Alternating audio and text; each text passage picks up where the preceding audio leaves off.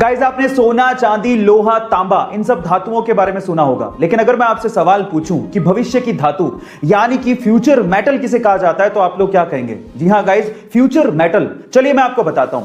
Future metal यानी कि भविष्य की धातु कहा जाता है टाइटेनियम को, और उसके पीछे का रीजन यह है कि टाइटेनियम स्टील के जितना स्ट्रॉन्ग है, लेकिन मजे की बात यह है कि स्टील से 45% तक हल्का है। इसके अलावा इस पे जंग भी नहीं लगती है, और सबसे बढ़िया बात यह है कि अर्थ पे नोवा सबसे ज्यादा पाए जाने वाला धातु है।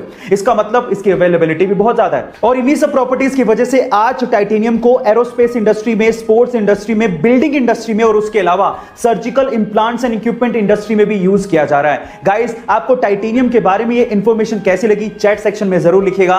गाइस, जब भी आप किसी बाजार में से रेस्टोरेंट के आगे से निकलते हो, तो आपने जनरली ये देखा होगा कि रेस्टोरेंट का कोई ना कोई लड़का आपके पास आके डिस्काउंट कूपन देता है और आपको कहता है कि रेस्टोरेंट में जब भी आप खाना खाएं तो ये डिस्काउंट कूपन दिखा दीजिएगा, आपको 20% डिस्काउंट मिलेगा या 30% डिस्काउंट मिलेगा।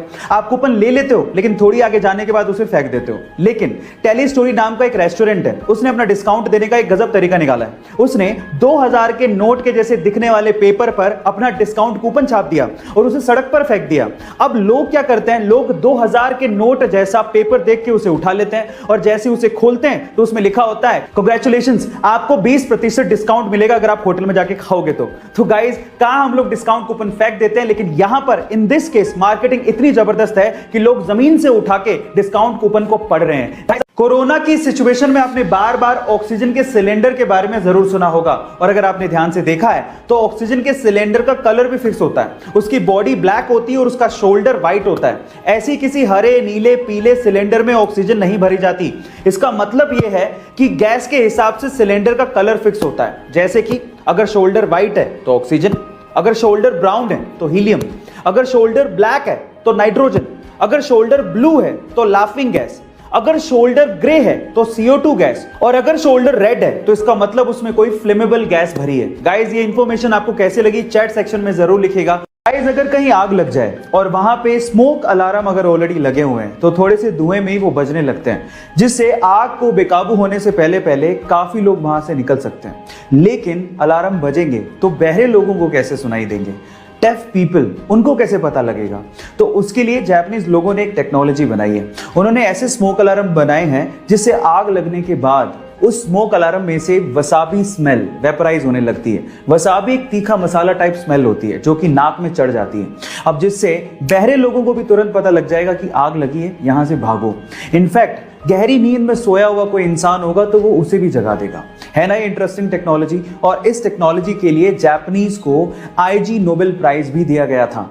यहाँ 15 साल की उम्र में बच्चों को ये तक नहीं पता होता कि उन्हें जिंदगी में करना क्या है, वहीं 15 साल की छोटी सी उम्र में भारतीय मूल की अमेरिकन गीतांजलि राव ने कुछ ऐसा कर दिखाया है जिसे सुनने के बाद आपको भी प्राउड फील होगा। गाइस, इस छोटी सी बच्ची ने पूरी ही दुनिया के 5000 स्मार्ट किड्स को पीछे छोड़ते हुए टाइम्स मैगजीन का first ever kid of the year खिताब अपने नाम कर लिया है। इतना ही नहीं, इस बच्ची ने टाइम्स मैगजीन के कवर पेज पे अपनी जगह बनाई है, और इस सुपर किड का इंटरव्यू खुद हॉलीवुड अभिनेत्री एंजेलिना जोली ने लिया है।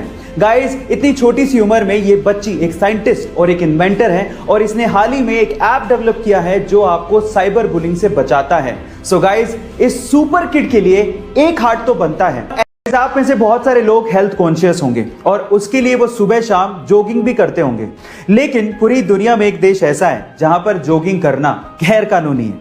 इसका मतलब यह है कि अगर आप जॉगिंग करते पकड़े गए तो आप लोगों को जेल में डाल दिया जाएगा। जी हां, और वो देश है पूर्वी अफ्रीका का बुरुंडी देश, जहां के राष्ट्रपति ने सन 2014 में जॉगिंग को गैर कानूनी करार दे दिया था, और उसके पीछे की वजह यह बताई थी कि जॉगिंग की आड़ में बहुत सारे लोग असामाजिक गतिविधियां करते हैं।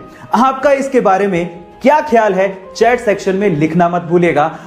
ज्यादातर आजकल लोग सोशल मीडिया का और ऑनलाइन का इस्तेमाल बहुत ज्यादा कर रहे हैं, है ना? और सबको पता है, इनफैक्ट शिकार बनाने वाले को भी पता है कि आज के टाइम पे बहुत ज्यादा ऑडियंस है जो कि मोबाइल का यूज कर रही है, सोशल मीडिया पे है, ऑनलाइन है, और उन्हें शिकार बनाया जा सकता है।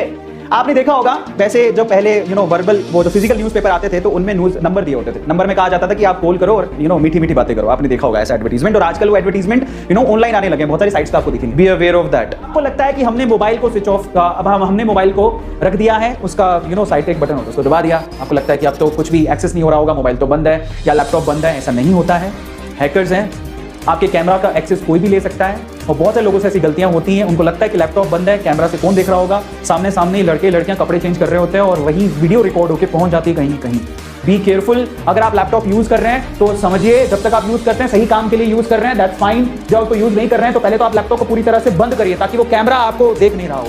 कैमरा आपको देख रहा है इसका मतलब आपको कोई भी देख सकता है। अभी भी दुनिया के किसी कोने में, इंडिया के किसी कोने में कोई किसी को एक्सटॉर्शन से ब्लैकमेल कर रहा होगा और वो ब्लैकमेल हो रहा होगा, पैसे दे रहा होगा। सबसे पहले तो आप लोग ये गांठ बांध लो, avoid sharing personal explicit content. आप किसी से बात करते हैं, आपको वो अच्छा लगता है, फ्रेंडशिप हो गई है, एक दो चीजों का आप स्पेशली ध्यान रखें। ये मोबाइल आपके लिए चमत्कार है, मतलब आपके लिए बहुत सारे अच्छे काम कर सकता है, तो इसमें आप बहुत सारे बुरे काम भी आपके साथ हो सकते हैं, फंसा भी सकता है आपको। आप सबसे पहले कोशिश करें कि अपनी तरफ से ना ही कोई गलत शब्द लिखें, अपनी तरफ से ना ही कोई ऑडियो ऐसा शेयर करें, अपनी तरफ से ना ही कोई ऐसा वीडियो शेयर करें। देखिए, विश्वास हो तभी तक, और वो भी इतना पर्सनल कभी नहीं।